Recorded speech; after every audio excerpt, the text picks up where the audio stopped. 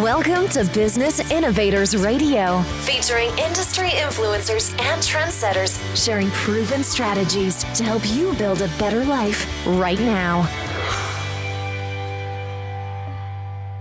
Hello, and welcome back to another episode of Business Innovators Radio. I am your host, Marco Salinas, and today we've got a really cool, fun, educational, exciting podcast coming. Most of all, because myself personally, I'm super excited. I've got one of my all-time favorite marketing geniuses, marketing gurus, a guy I've been following for a really long time. And I just have to say this before I give you the official intro, Kevin. In a sea full of other marketers, I mean, I follow a lot of marketers. You actually were able to stand out. That in and of itself says a lot. Because guess what? By nature, we're always trying to stand out as marketers, right? And so it's like when when you've got all these bright frogs, right, that are all unique and very different, but yet one of them somehow stands out above the rest. That's really saying a lot.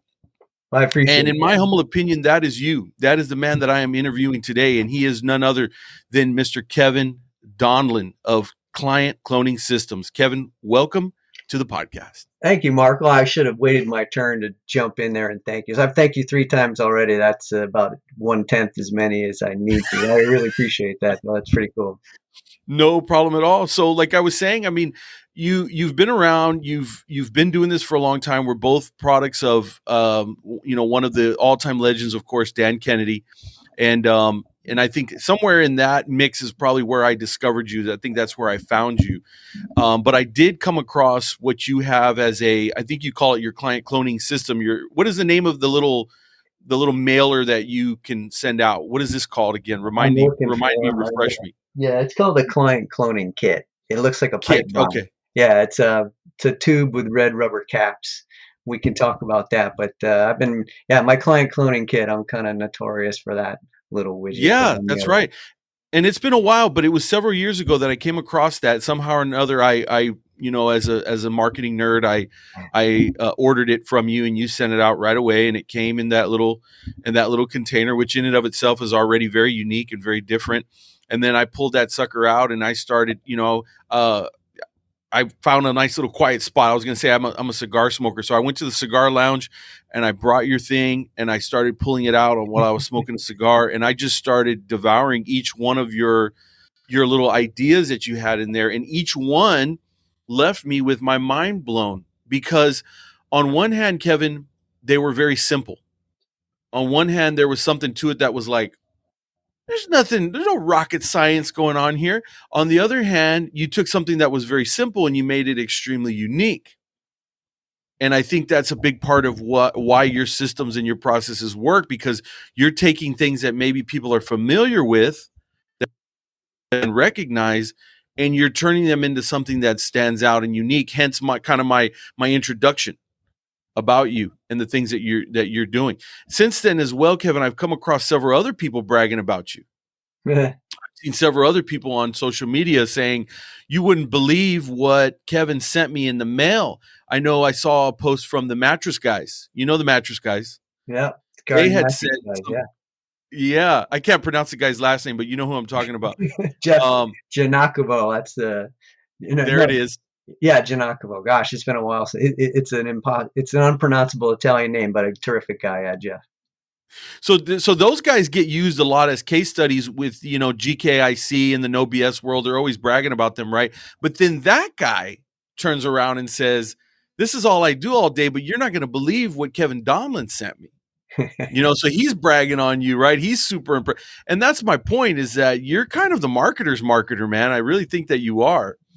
And I'm super impressed with it all. Enough of me bragging about you this whole time. Let me have you talk a little bit about what you're doing. Are you still sending out those little containers? Do you have some new tools up your sleeve? Yeah, the answer is yes and yes. I'll have something at the end here if you stay tuned. There's something I've just developed in the past 30 days, and there's a mail component that goes out to people, so you'll get something in the mail. But Yeah, let me do like I'm looking at the time here. Let me do like a 120-second background on what I've done and what I'm doing. I was an accidental pioneer in online marketing. I started selling on the internet in 1994. It was called Usenet then. There was no World Wide Web. Very Wow. similar to how you sell sometimes in Facebook groups nowadays. It's funny how things have come full circle. And if you're in a closed Facebook group, you can't say buy my stuff. What you have to do is showcase your expertise. And then I've seen, people have a little their descriptor. Depends on how the group is formatted, but it gently says, "Here's what I do. Here's how you can get a hold of me." So I was doing that on these things called news groups back in the '90s, and I ended up selling what could have been the first ebook. I don't know. It was a text file, but you had to mail me a check for $5. Write your email address in the memo line, and then I would email you the book. I did it for beer money, and it was a lot of beer. But I also I was just seeing what can you sell stuff on the internet. Turns out you could. Then from there, I ended up getting a job that led to work for FedEx.com. I was one of their webmasters. The second one, I think I was from 1995 to 1998. So I started out in online marketing. It was called electronic commerce marketing back then. And my bosses were geniuses. We throw the word genius around a lot, but my boss at FedEx was just out there. He was like, his hair was on fire. He was so smart. And so I had no bad habits to unlearn. I found a guy by the name of Jay Abraham. Shortly after, I found a guy by the name of Dan Kennedy. This was in the late 90s. And since then, I've been very heavy into direct response marketing, which is you're asking for a response. You're not just saying, click and like. It's, click and buy, or click and give me your contact information. And what I've been doing a lot of, and really emphasizing a lot in the last couple of years, is, for me, it's second nature, is to send follow-up emails automatically, to have a drip. You can call it a drip campaign. You can call it a drip sequence, autoresponders. It's gone by a lot of names since the late 90s. But I just find a lot of websites are still missing that. When we talk about lead magnets, I'm warming up to the idea of calling it a lead generator, because it's not enough to attract people like a magnet. You've got to attract, and then engage them, and then collect their Sure. contact information. And so you get emails from me, I believe, depending on which of my lists you're on. So you can send them automatically. Then you can also send blasts. And I know, again, there are a million and one ways to write emails. This is not cold email, by the way. I'm not a fan. But if people have given you their permission to contact them, I've had people buy from me 5, 6, 7 years after the fact. And you found me many years ago, more than a few. So that's an Sure. example of the magic of email done right. But married to that, I'm very big on direct mail, tangible touches. So the client cloning kit is a perfect example. It's a good PDF, and you get it as a PDF too. But when it arrives on paper and you go, you don't print out a PDF and take it to the cigar bar. Nobody does that. No one would. But if you get something in the mail that, wow, this is a round tube, and I take it, yeah, you're going to keep that, and you're going to spend some time with that. So the magic of hitting people offline, and we'll talk about at least one example in a few minutes, but you have their undivided attention as long as you can say interesting things in interesting ways. That's a quote Yeah. from Dan Kennedy. I quote him like, I like to cite my sources, so that's a Danism. But if you can say interesting things in interesting ways, and if you're online, I mean, my web browser over here, I've got 2 screens. This one's got 9 tabs open. This one's got about 7. We can't even look at a single web browser anymore. We got to have tabs, right? So how fractured is your attention online? Not to mention your phone, which is where a lot of people are reading emails. And so no matter how good my emails are, people could be sitting on the toilet and reading my stuff, and and they're thumbing through it. I mean, or people, I've had people call me from the gas pump. They're filling their tank. Well, they're also reading emails in line at Target or Kroger. So, I mean, all that stuff is working against you in your battle for attention. And so if you can hit people offline with something that's interesting, print it on paper, not only do you get their attention, but anything tangible on paper is more believable than anything you can read on screen. By definition, Yeah. it's going to be the most beautiful and persuasive website could be hosted by a hacker in the Bahamas who's impersonating you or me. Whereas a letter with a return address that comes with a stamp and a cancel mark, and you can trace it back to somebody. Even better, a FedEx. That's Yeah. by definition more believable, more tangible. And so those are some basics around a lot of what I've been doing for years. It's marrying the online with the offline.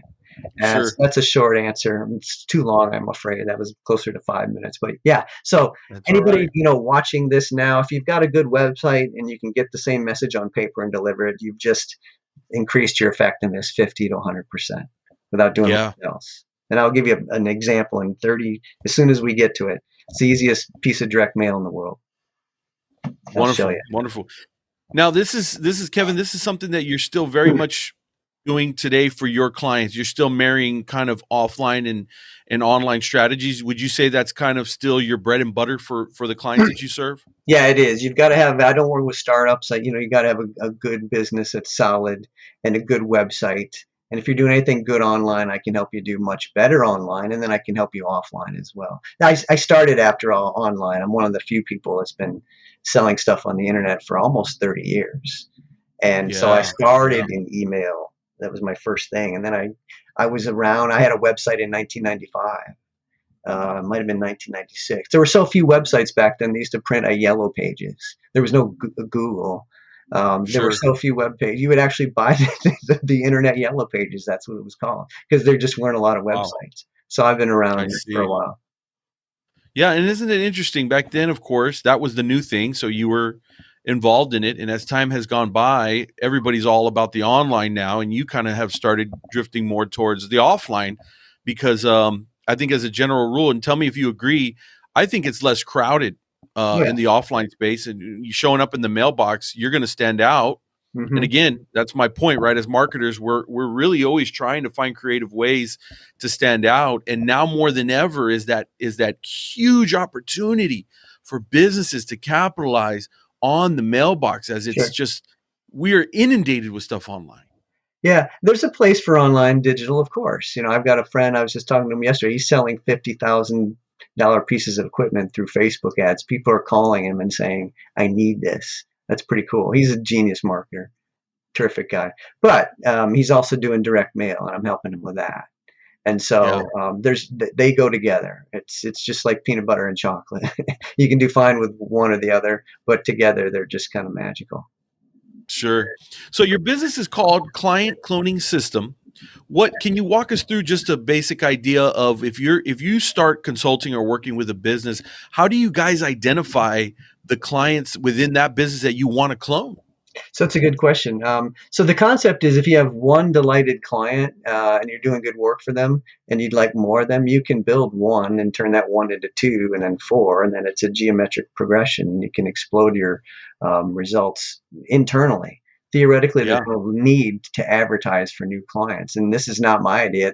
There's a company called Bain Consulting, which is one of the richest consulting firms.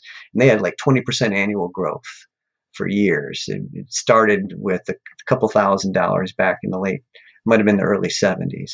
But Bill Bain, the founder, said, I have no idea why people are chasing new clients. I'm paraphrasing roughly. He said, we have all the business built in to our current client base. We just have to serve them better. And that's an idea I've tried to run with and been really successful with.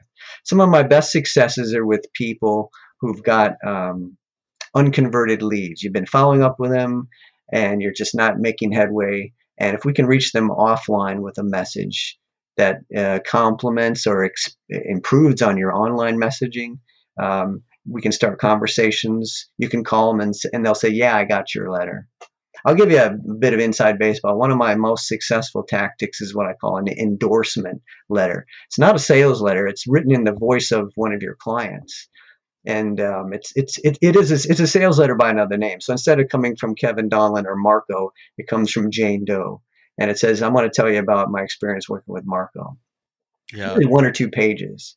And it's completely different. It's a referral on paper is what it is. So the sales shields are down. If you're reading a letter from someone at the same level as you, CEO to CEO, for example, or neighbor to neighbor, there's no sales resistance there. But if it's coming from Marco or Kevin, business owners, there's built-in sales resistance. So I like to sneak around that with what I call an endorsement letter. And all I really need from a client is one really happy client of theirs, a pretty lengthy testimonial, and I can build that into an entire letter We get the approval of your client, of course, Yeah. but endorsement letters are just one of my favorite things to use. And again, that goes by direct mail, and oftentimes it goes FedEx as well. FedEx Yeah. is the only message that has 100% open rate. And Yeah. people are intimidated by FedEx. They think, oh, direct mail is a buck. FedEx, forget it. Well, you can send a FedEx with 3-day delivery.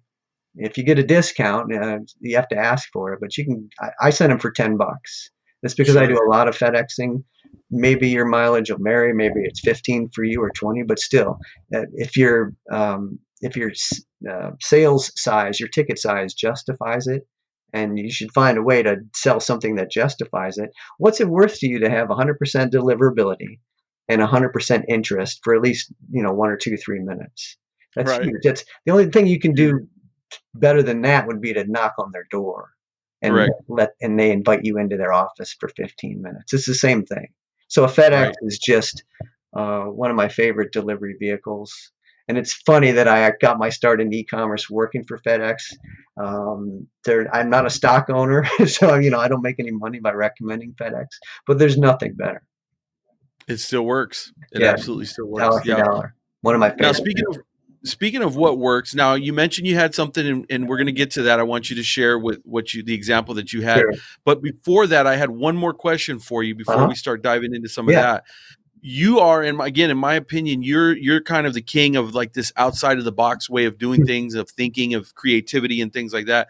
So I'm sure you've done plenty on your own. I'm sure you've done some stuff for others, and I'm sure you've seen some other stuff that's also impressed you, right? Right. And you've been doing this a long time. So is there something, Kevin, that if you were to just pause for a moment, are there one or two that maybe kind of stand out in your mind as maybe unique or unexpected in the form of direct response marketing, like a tactic or a campaign that you felt was very successful, whether it worked on you or whether you saw it work for yourself or for one of your clients?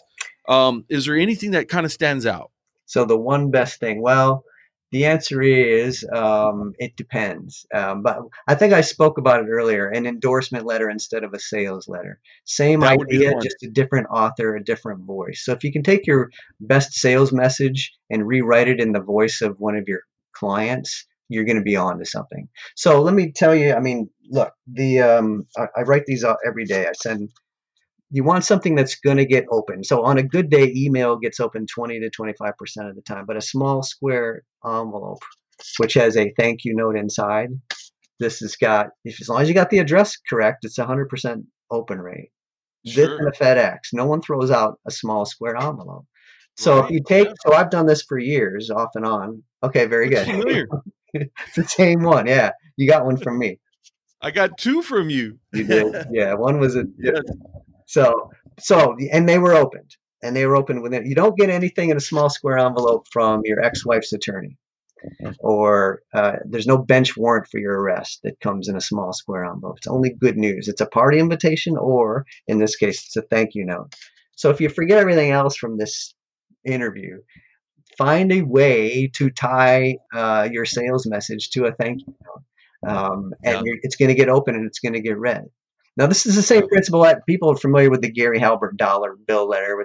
It's a number 10 business envelope. You open it up and there's a dollar bill taped to the top. That gets your attention and gets your interest. Well, this gets the same amount of open rates for sure. And it's going to get about the same amount of attention because people are going to be intrigued. How many of these do you get in a year? Maybe 3, 4, 5 tops. So it's about getting opened and read with interest.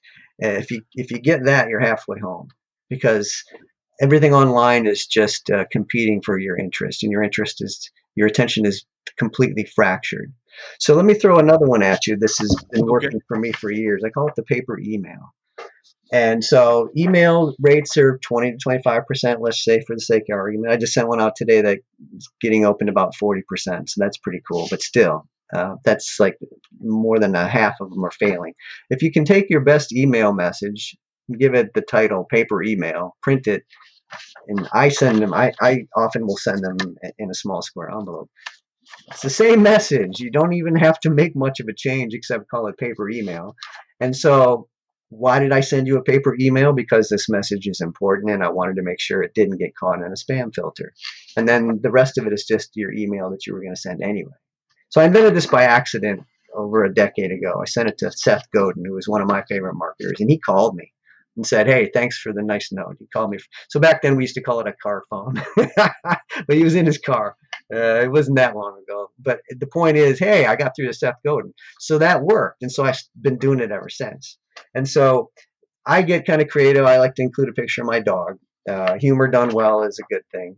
But don't overthink this. Just take an email that you were pretty sure has worked before, call it paper email, put it in an envelope and send it, and boom, it's going to get open and it's going to get read. So the idea of getting attention is probably the most valuable takeaway I can give you. Is you need attention. Without attention, you're dead.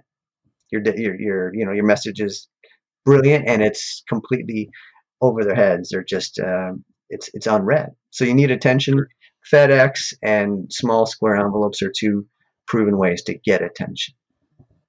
Well, I can attest to this. I hadn't checked the mailbox in a while because number one, my wife just had a baby, so I was out of pocket for a little while. Congratulations. And number two, I had just gotten kind of crazy busy, so it'd been a few weeks, and I opened up the PO box, and the whole entire thing is just it's packed to the limit, right? Mm-hmm. Of course, a great amount of them are bills and Sure. things that I'm not very interested in. And I start sorting through these things, this huge pile of envelopes, but there's two that stood out quite a bit. And do you want to guess which ones I opened first out of that whole pile of letters, right? I went straight to these, especially when I saw that it was from you. You know, this, like I said, this stuff really excites me. And I said, a letter from Kevin is something that I'm eager to open and excited actually to open. But you know, you've kind of, for lack of a better term, you've screwed up my brain a little bit. You've messed with my mind and my dopamine a little bit, because my brain will always associate to you this little client cloning kit that you sent and all the joy and excitement that I got out of that thing. And so now my brain equates your logo and you to something super exciting. It's like Christmas morning for me, Kevin. For crying out loud, look what you've done to me. Well, and so thank you for that. Yeah, it's so I'm not complaining.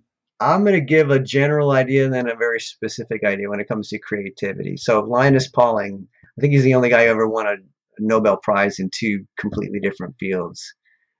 He said the way to have good ideas is to have many ideas. So every good idea that ever shows up online, it's there because there are about 25 super bad ones that didn't make the cut. So I'm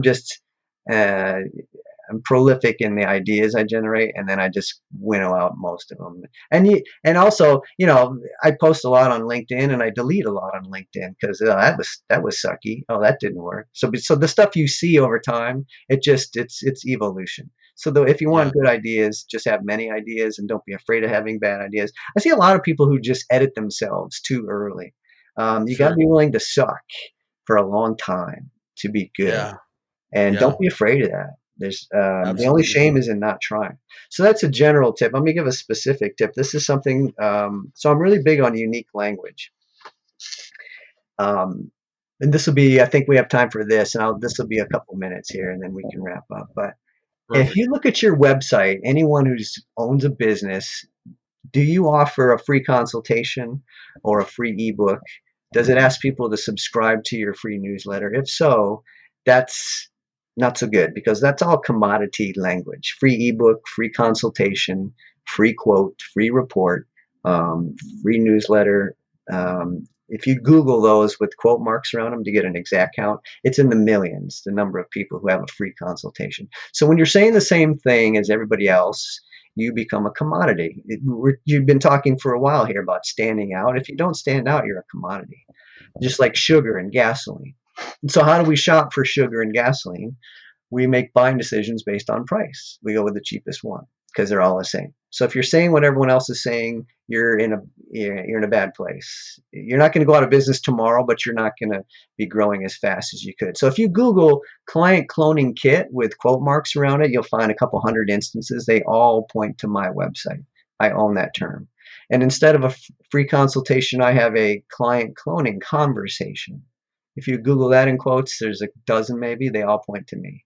So I've made it kind of a habit over the years of creating unique words for what I do. Client cloning systems, I could have called it Kevin's marketing agency. You know, client cloning systems, that's me alone. Right. So This is intimidating to some people because, how do you find this is what I do for a living, one of the things. So I created this thing called, and this is a unique name too, it's called the Unique Naming Matrix. If you Google Unique Naming Matrix, it's all me.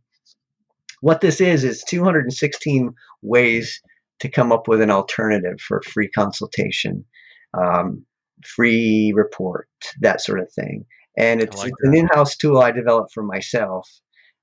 It's pretty cool. I think it's real dead simple. It's just 3 pages, but I'm making it available. I just started putting this out, and I'm getting really good results with it. It's free. I'll give you the address now, and maybe you can put it in the show notes. But my website is clientcloningsystems.com. If you go to clientcloningsystems.com/matrix, MATRIX, matrix, that'll take you to a download page where you can request a copy of the Unique Naming Matrix. And because I'm such a fan of, offline outreach as well, if you include your mailing address, I'll send you a free little something by U.S. mail. So I practice what I preach. I want to give you something that you can download and use immediately, so you can, you can bypass the curse of commoditization, is how I refer to it. You can come up with your own unique language with this tool, and it's just 3 pages, and here's page 1. But if you go to clientcloningsystems.com/matrix, you can grab a copy of the Unique Naming Matrix, and then include your mailing address, and you'll get something in the mail. Yeah, I love that. Now, is this the tool that you came out with in the last 30 days? It is, yeah. I've used it in-house, and I made it available a few years ago. I've expanded on it. It was to a subscription, some people in one of my groups. But yeah, this is updated, and it'll take you about 30 seconds to come up with your own unique language. So give it a shot, but it's really critical to just speak your own language. If you look at people at the top of their game, like there's Tony Robbins, for example, he has a lot of his own wording. That's not an accident. If you're speaking your own language, you can't be commoditized.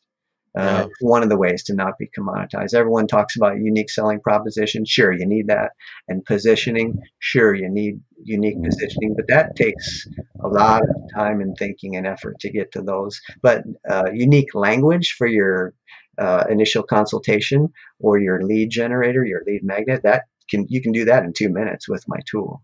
And then you can save some brain power for coming up with your positioning and your unique selling proposition, that sort of thing.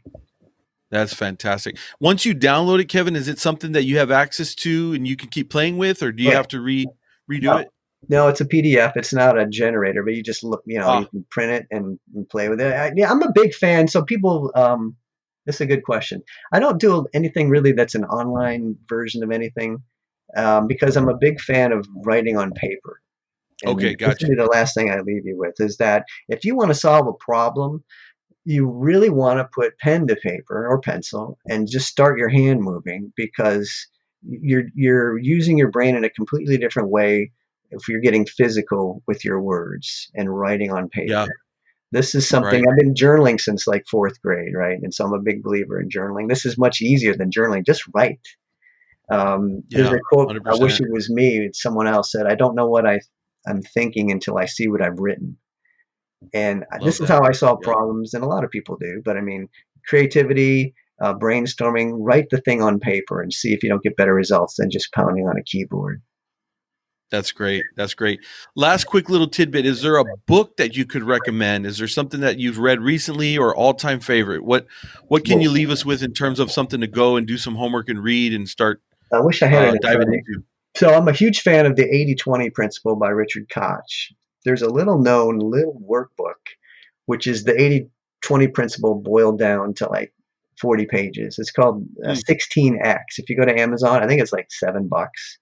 It is the best $7 you may ever spend in your life. It helps you just because the principle of 80-20, the 20%, 20% of your inputs will deliver 80% of your outputs, all things being considered. That's another interview. But 16X, if you look for that book on Amazon, that's a book that is so doggone. I actually take it with me on every trip, no matter where I go, for any reason, because it just sparks ideas on the plane for me. And you just keep reading it over and over again? Yeah, it's upstairs. yeah, it's usually on my desk, but it's actually at my breakfast table because I was reading it this morning. But Because you're actually using it. Yeah. yeah, it's the highlighting is like 17 different colors, and it looks like it's gonna fall apart. But 16X by Richard Koch is probably the most useful book I own. Wow, that's fantastic. Talk about a golden nugget. So myself, after we're done here, I'll be diving into that. I'll be diving into your little naming matrix, and you better believe that I'll be requesting the direct mail piece so I can get another big dopamine Christmas hit here, hopefully soon. And most of all, Kevin, thank you very much for your time. This has been a fantastic opportunity for me to talk with you. Again, been a fan for a very long time of yours and super impressed with all your stuff, and can't thank you enough for joining me today. You're very welcome, Marco. I really appreciate it. Let's do it again. All right. Sounds good, my friend. We will make sure we put all your information in the show notes. So if anybody wants to reach or contact Kevin, that information will be there. But otherwise, thank you so much again, Kevin. And that does it for another episode of Business Innovators Radio. We will catch you here next time. Thanks for listening to Business Innovators Radio. To hear all episodes featuring leading industry influencers and trendsetters, visit us online at businessinnovatorsradio.com today.